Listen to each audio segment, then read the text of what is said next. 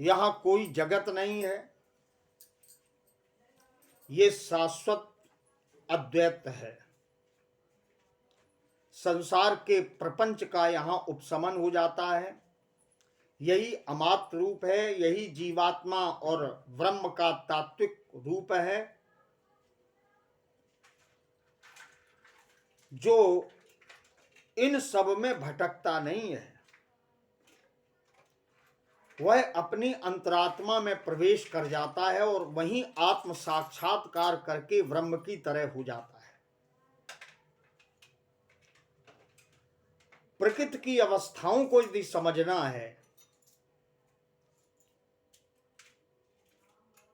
तो प्रकृति की अवस्थाओं में भी पहली जो अवस्था है वो अज्ञ अवस्था है। इसी को प्रकृति की सुषुप्त अवस्था भी कहते हैं। प्रकृति की दूसरी जो अवस्था है वो तेजस है। ये प्रकृति की स्वप्नावस्था है। प्रकृति की जो तीसरी अवस्था है वो वैश्वानर है। इसको प्रकृति की जागृत अवस्था कहते हैं।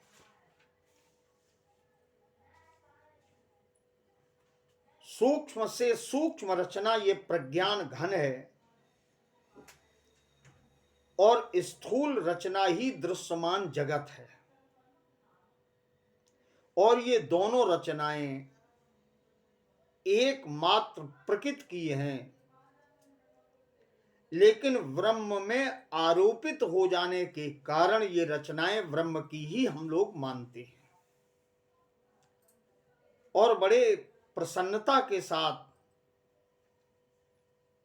सुंदर पावन पंक्ति पढ़ते हैं। जय सृष्टि उपाई त्रिविध बनाई, संग सहाय न दूजा।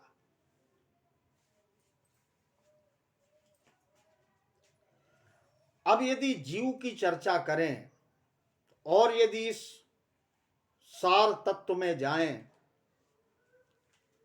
तो जागृत अवस्था में जीव स्थूल भूख होता है और ये जगत में रहता है।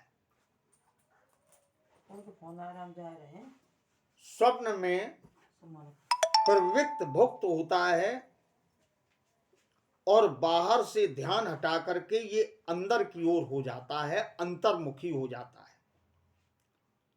सुषुप्त अवस्था में